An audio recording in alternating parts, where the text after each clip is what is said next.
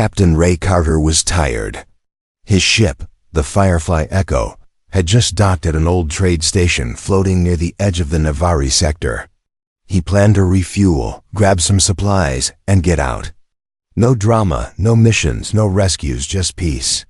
But fate had other plans. As Ray walked down the ramp, he noticed something strange movement near the shadows behind the supply crates. At first, he thought it was a stowaway animal. But then he heard it, a whisper. Please, don't report me. He stopped. His hand instinctively reached for the small plasma gun at his belt. Who's there? He called out. A figure stepped out slowly. She looked like a young woman, but not human. Her skin was soft blue, glowing faintly in the cold space air. Her eyes were wide, golden, and terrified. She wore torn clothes, barely more than rags, and no shoes. She was shaking, not from cold, but from fear. I need shelter, she said, bowing low, almost falling. Ray raised an eyebrow. What's your name? She hesitated. Zuri. And where are you from, Zuri? From a cage, she said quietly. Ray frowned. He looked around. No guards, no slavers nearby. The station was too quiet. This wasn't normal. He sighed. All right, Zuri, come with me. I won't hurt you. Zuri's eyes widened. She didn't expect kindness. Slowly, she followed him onto the ship, walking like someone expecting to be punished for every step. Inside the Firefly Echo, the lights automatically flickered on. Zuri screamed. Ray turned, surprised. What? It's just lights. They came. On by themselves, she said, stepping back. They are alive. Ray chuckled. No, they're motion sensors. They turn on when they detect movement. Zuri looked confused. She pressed herself against the wall. Her hands were shaking. Her golden eyes darted around the room. All right, Ray said softly. Maybe start with something simpler. He guided her to a seat in the lounge. It took her a moment to sit. She looked at every object like it might explode. Her fingers twitched near the edge of the table. She didn't touch anything. Ray brought her a glass of clean water. She sniffed. It's just water. Liquid that doesn't burn the throat. You've been drinking acid or something? She didn't answer. Ray sat across from her. What happened to you? Zuri looked down. I was sold. My planet is gone. My people are scattered. The ones who bought me, they like using machines to hurt. Ray's jaw tightened. And you escaped? Yes, she said. I saw your ship. I ran here when no one was looking. I didn't want to die. Ray nodded. You won't die here. For a moment, silence fell between them. The humming of the ship was the only sound. Then a sudden noise echoed from the hallway. Zuri jumped up, gasping. It's just the cleaning drone, Ray explained. Zuri pointed at the door. That creature, it floats. Does it have eyes? No. No, it's just a vacuum drone. It cleans the floors. Zuri didn't relax. Ray stood up. All right, maybe you need some rest. I'll show you the guest room. He led her through the corridor. As they passed different sections of the ship, she kept peeking behind her, checking for traps. Finally, they reached the guest room. Ray opened the door. Zuri peeked in, then gasped again. She backed away in horror. What now? Ray asked, confused. She pointed at a white ceramic object in the corner, the toilet. What is that thing? It's a toilet, Ray said. What? Ray tried not to laugh. It's a machine for waste-em, for when people use the bathroom. It has a mouth, she said, horrified. It opens. It swallows things, Ray laughed. That's the water inside. It flushes it away. Perfectly safe. No, she said, firm. It's evil. Ray tried to explain, but Zuri refused to go in. She stood frozen outside the room. Ray finally said, Okay, I'll go in first. I'll show you it's safe. He entered, lifted the toilet seat, flushed it, and turned around smiling. Zuri screamed. She ran down the hallway. "Wait, Zuri." Ray followed.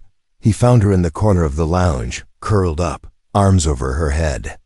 Her body trembled. "I'm sorry," she said. "I thought I was ready. I'm not. Everything here is alive.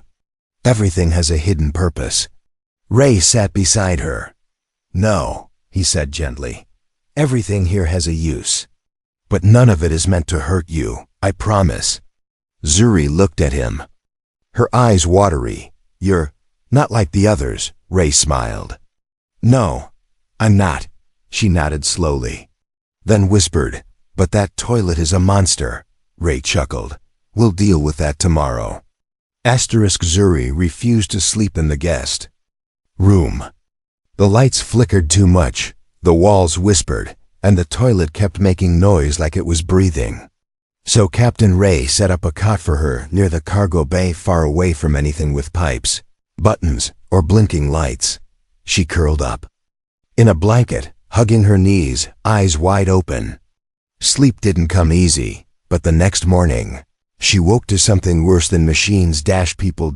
Ray had picked up a few temporary crew members from the station the day before. A trio of aliens, 2 insectoids and 1 lizard-like engineer. They weren't cruel, just curious. And loud. "What is that?" hissed Vec, the tall insectoid, pointing at Zuri like she was a strange pet. Zuri shrank back, clutching her blanket tighter. "She's not a thing," Ray said sharply. "She's my guest. She's shaking," Vec chuckled. "Did your food bite her?" The lizard, Threm, flicked his tongue. "What species fears a sink? Or a chair?" Zuri stood suddenly, fire in her golden eyes. "My people feared everything. We were taught to." The room fell silent. Ray stepped between them. "Enough.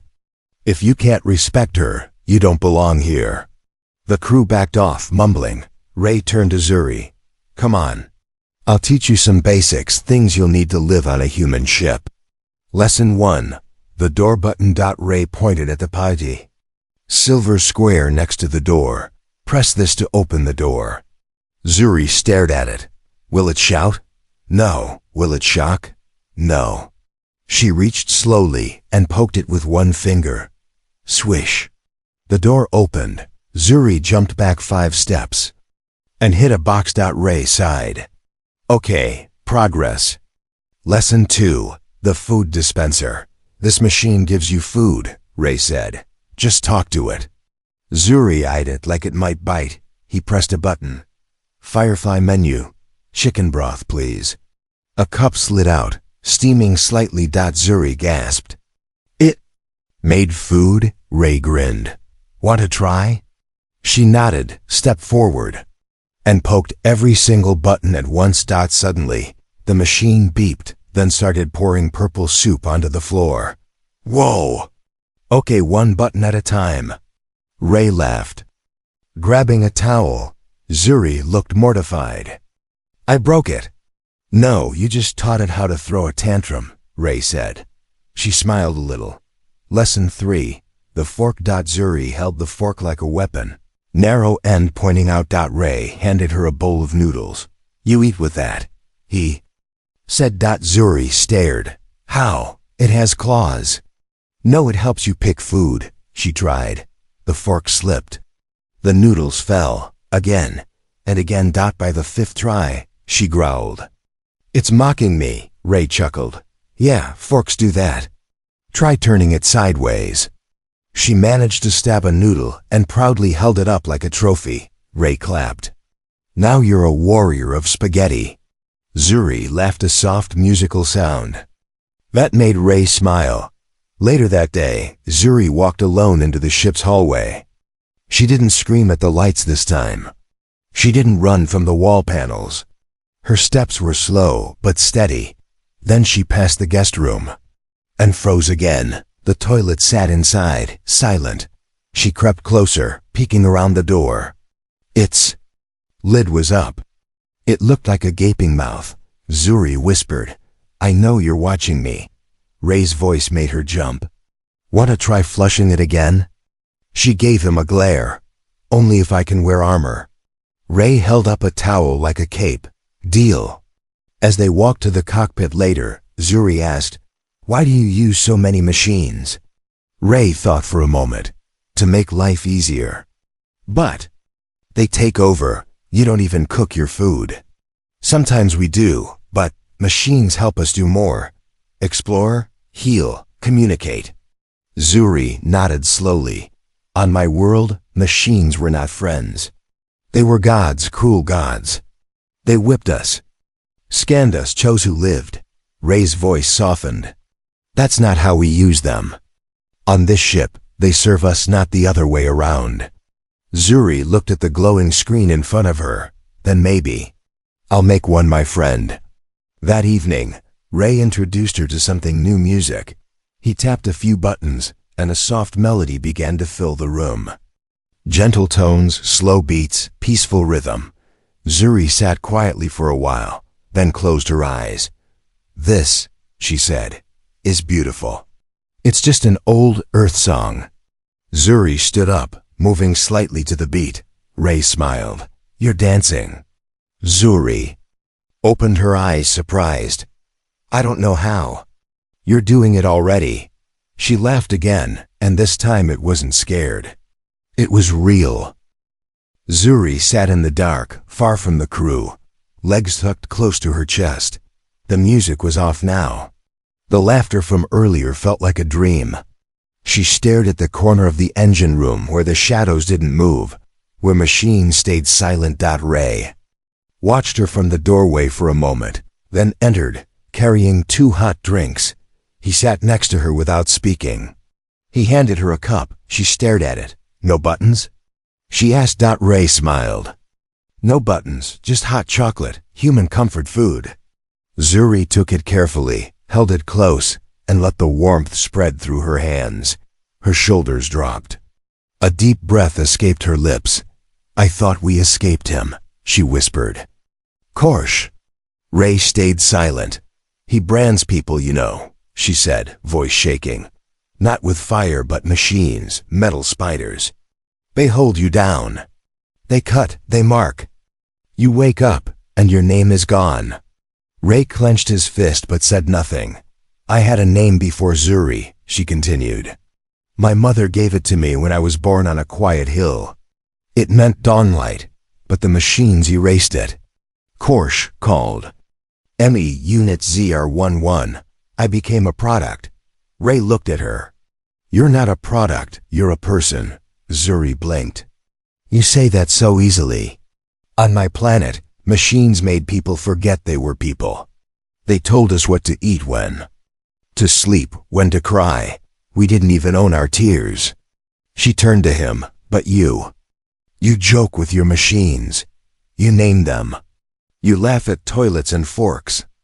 "How?" Ray chuckled softly. "Because they're tools. Nothing more.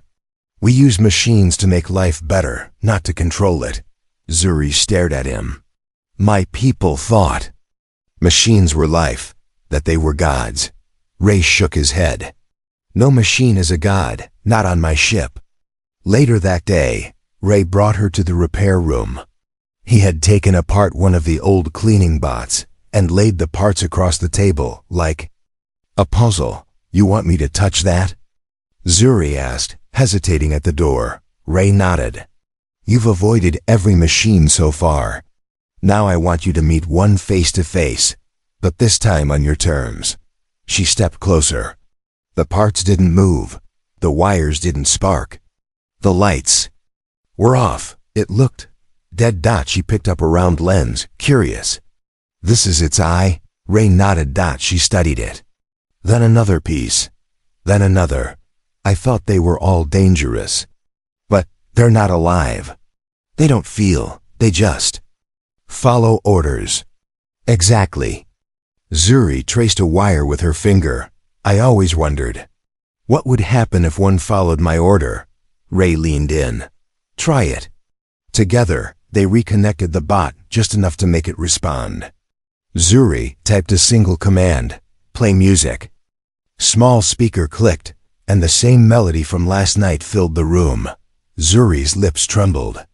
Then, Slowly she smiled. For the first time, she whispered, "A machine obeyed me." Ray placed a hand on her shoulder.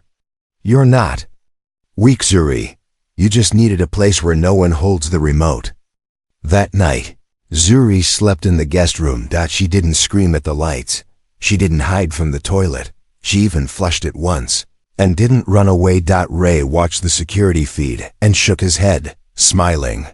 "She's braver than half my crew." But the peace didn't last long. At 0200 hours, an alert beeped softly in the control room. Ship approaching. Identity, unknown. Velocity, intercept course.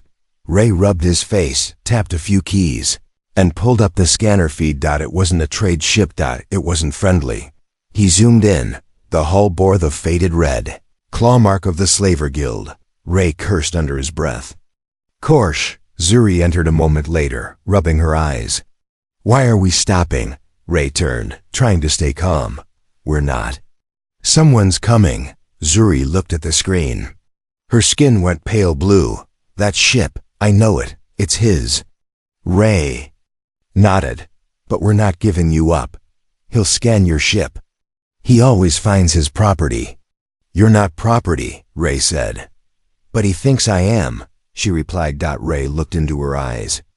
"Then we fight." She shook her head. "You don't understand. He has tech that invades minds. He'll hack your ship's systems. He'll shut everything down. He doesn't use weapons. He uses fear." Ray stood tall. "Then let's give him a new fear, you." Zuri blinked. "Me?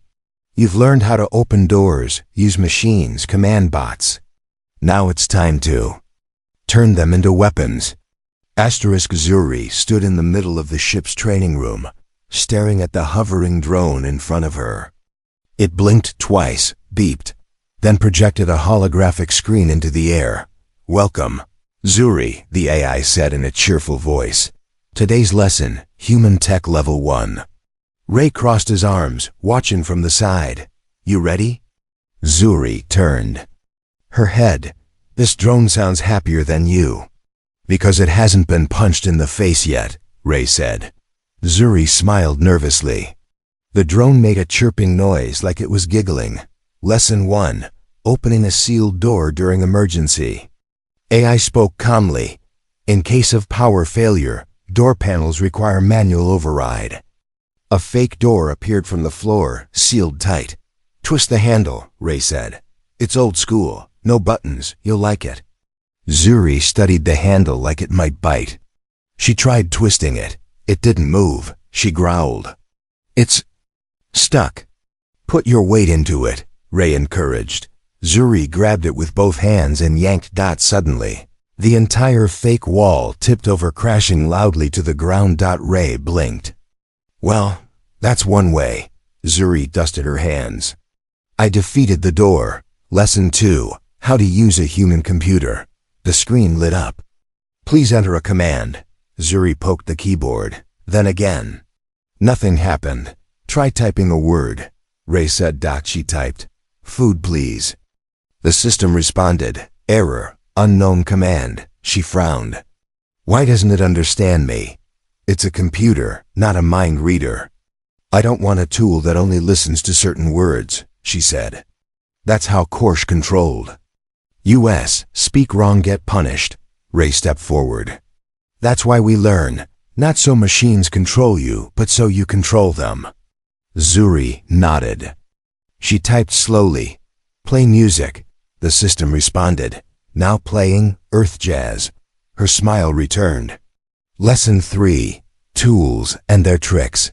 Ray pulled out a toolbox and laid it on the table. Wrenches, screwdrivers, a fusion cutter. These are basic tools. No AI, no sensors, just metal. Zuri picked up a screwdriver. "This one looks innocent," Ray smiled.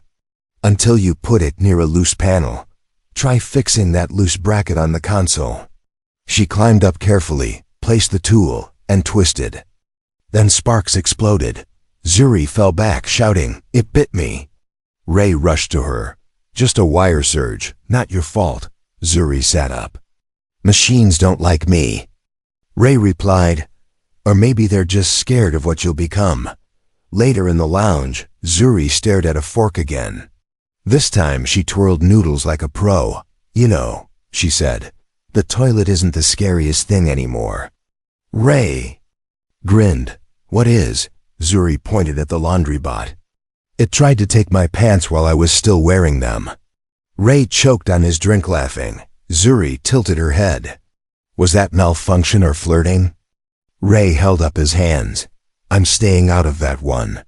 By evening, Zuri had learned to unlock doors, run security scans, reheat food, and even reprogram the assistant drone to speak with her accent. But something deeper had changed. She no longer stared at machines like enemies. She stared at them like puzzles. She was still afraid, but now she was curious. Too, where do you get the courage to trust these things? She asked Ray while walking the ship's corridor. "I don't trust machines," Ray said. "I trust me.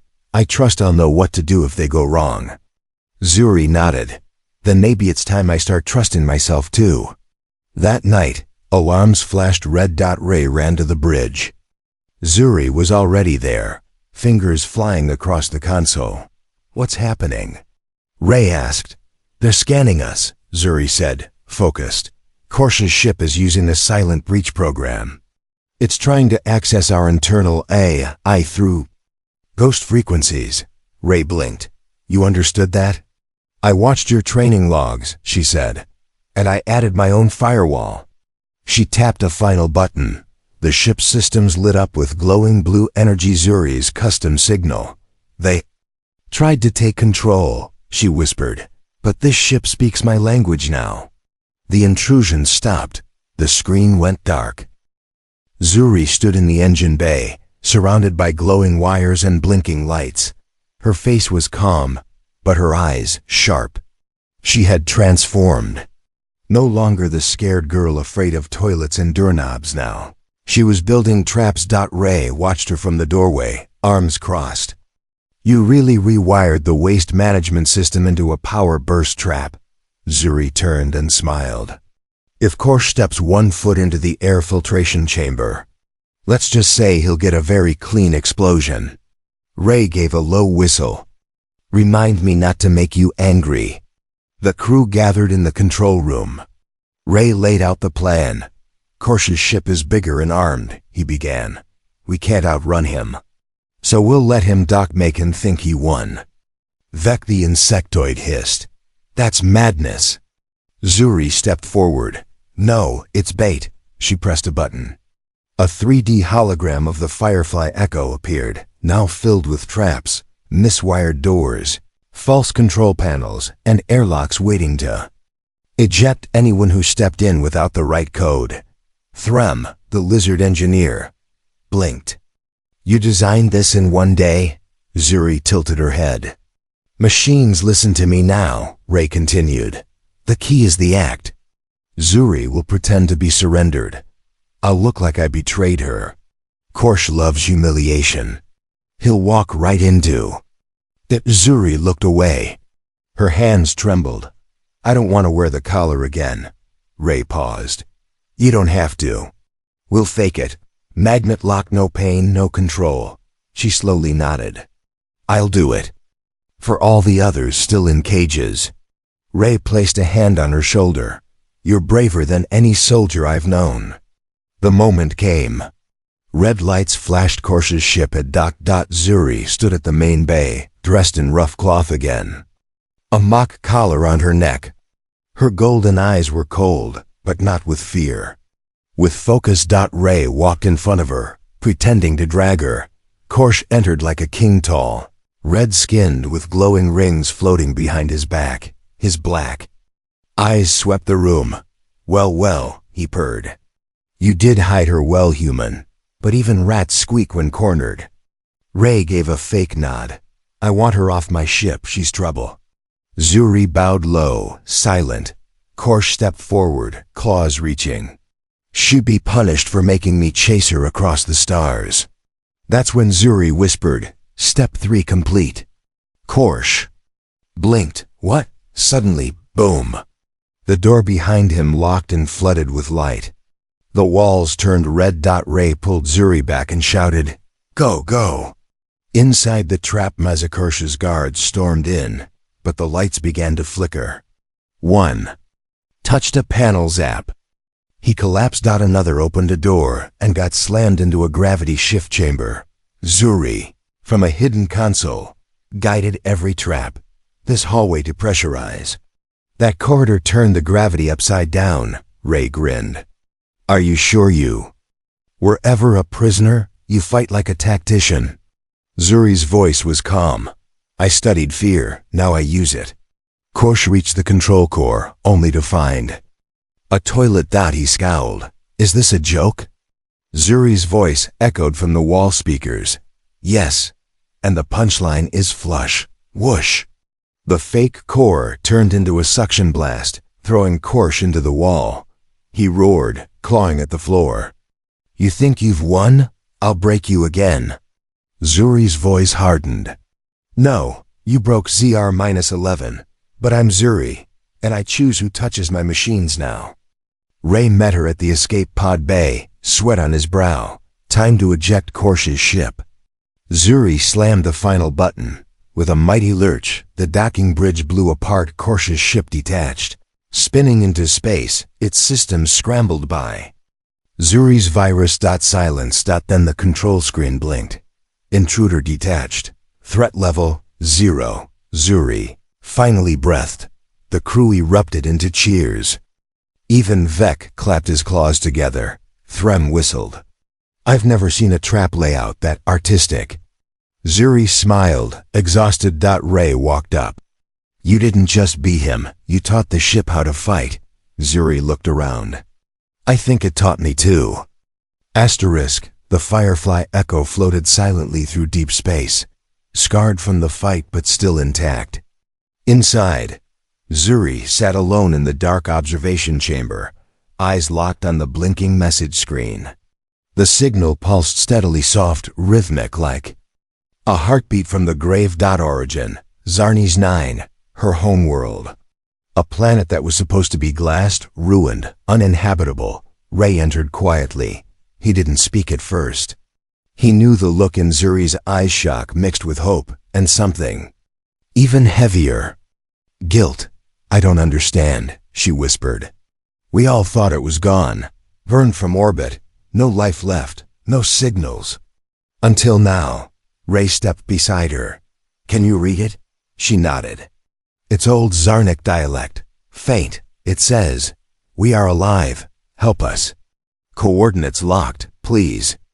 ZR-11, Ray frowned. "They used your old designation?" Zuri nodded slowly. "Which means they don't know I've escaped.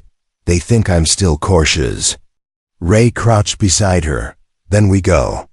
And we show them you're not." 3 hours later, the Firefly Echo jumped in this LIPSPACE. Ray stood at the helm. Zuri stood beside him, not hiding anymore, not trembling. She wore a utility belt, a translator, and even carried a toolkit strapped to her side.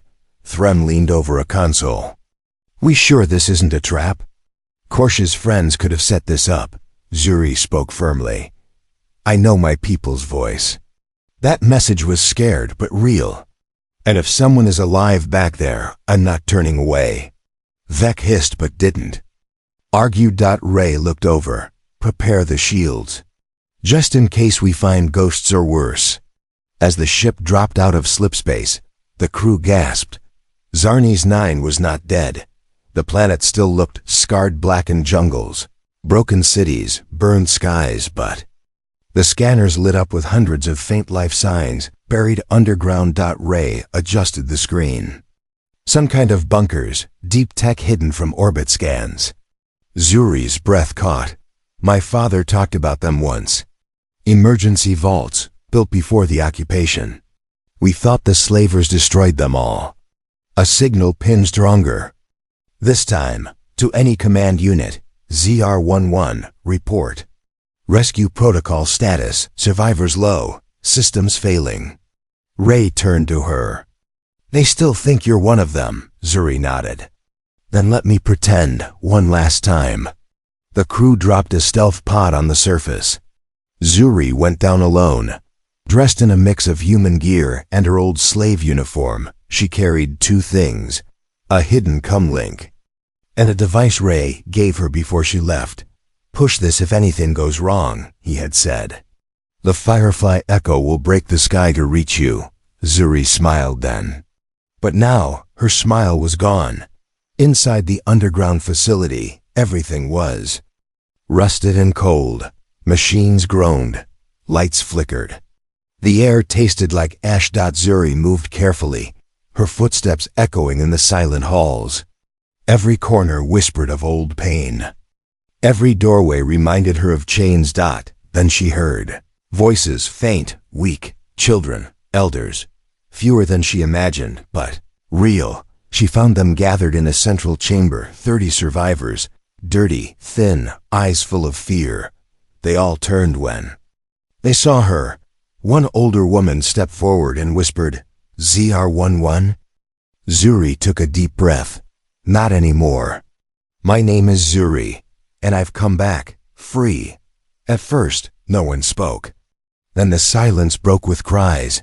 People rushed to her, hugging, weeping. Some touched her as if they couldn't believe she was real. A small boy asked, "Did you escape the machines?" Zuri knelt. "No, I learned the machines, and now they work for me." She pulled out a small tool from her belt and reactivated the power grid with a spark.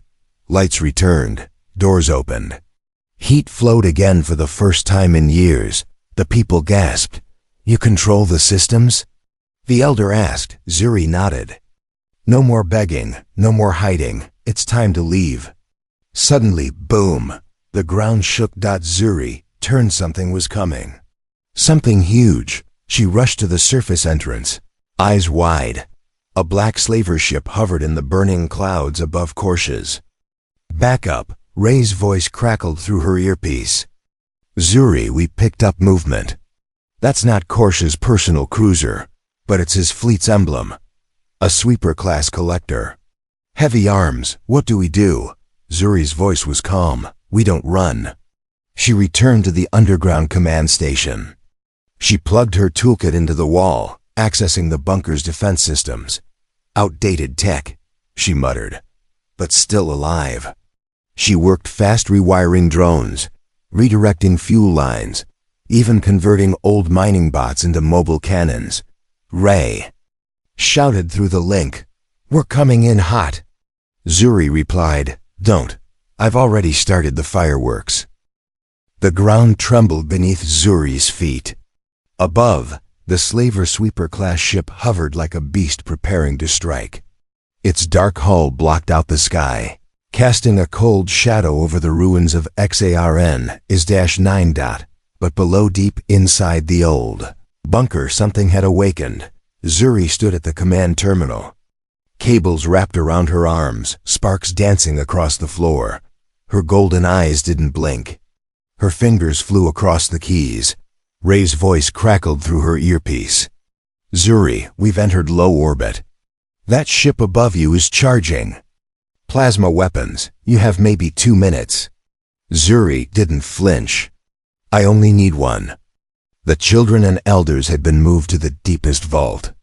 The few who could walk had helped carry the rest. They didn't ask questions anymore, not when they saw the machines following Zuri's orders. Drones that once cleaned, now guarded. The corridors. Turrets that once stood dead now blinked to life. Zuri had taken the broken pieces of her past and rebuilt them into something dangerous. Outside, the slaver ship made its move. Side panels slid open, exposing gun barrels the length of a bus. A deep hum filled the air, shaking rocks loose from cliffs. Inside, Zuri whispered, "Let's see what you've got." She slammed her fist down on the console. A hidden signal pulsed deep into the ground. Old mining cores woke. Dormant heat vents surged, and then Zarni's 9 fought back. The first counterstrike came from the mountain's ancient rock-cut defense. Cannons restored by Zuri's hand burst from the cliffs and fired blazing plasma at the slaver ship's engines. Boom! The ship tilted. Then came the drone's dozens of recon bots, now armed with mini explosives, swarmed the lower hull like angry insects. The slavers inside panicked. Ray watched from the Firefly Echo, wide-eyed. She turned a graveyard into a war machine. Threm, standing beside him, whistled. Remind me never to mess with her again. On the ground, Zuri activated her final play. The Eye of Xarn is. It was once a solar collector meant to power cities. Now, thanks to her rewiring, it became a beam cannon. She looked up through the cracked dome as the collector above the bunker unfolded its ancient wings and locked onto the slaver ship. The enemy vessel turned sharply. Trying to retreat, Zuri said calmly, too late. She tapped the final command. FWOOOM. A blast of pure solar energy erupted into the sky, punching a hole through the slaver ship's engines. Fire poured out as the ship tilted, falling fast. The ground shook again as it slammed into a mountain ridge, smoke pouring from its broken shell. Ray's voice came through, amazed. Zuri, you won. She closed her eyes. No, we won. The days that followed were quiet. The survivors were lifted one by one aboard the Firefly Echo. Medbeds healed the weak. Warm food returned color to their faces. Zuri moved among that. As a slave, not as a refugee, but as a leader. The children followed her like she was a hero from stories. The elders blessed her softly as she passed. Ray stood near the ramp, watching with a soft smile. You belong with them. Zuri stopped beside him. I never thought I'd come back here, let alone leave again. Alive, Ray nodded. What do you want to do now? She looked to the stars. Build something better. Before they left, she returned to the bunker one last time. She stood in the main chamber, alone, listening to the silent hum of the machine she had awakened. She placed a small device on the center console. A new signal transmitter. If others hear this, she said, let them come. Let them know Zarnes is not dead. It is free. She walked out without looking back. As the Firefly Echo jumped back into slipspace, the crew gathered around the table. For dinner, Zuri sat at the head.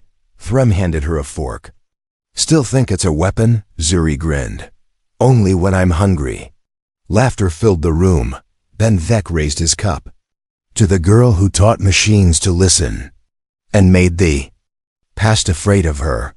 Everyone clapped. Ray looked at her and said, you were terrified of a toilet once. Zuri leaned forward. And now I can reprogram one to chase you through the ship. More laughter, but deep in her heart, Zuri knew this wasn't just a joke. It was a promise. Asterisk as the stars stretched into long silver lines. Zuri opened a sealed packet Ray had given her earlier. Inside was a badge. UNSC Engineering Officer. Provisional command rights. Below it, a small note in Ray's handwriting. For the girl who once feared a doorknob. Welcome to the crew, Zuri. Smiled softly, then turned to the ship's eye console and whispered, wake up, Firefly. We've got a galaxy to rebuild. And the ship answered, yes, Commander Zuri.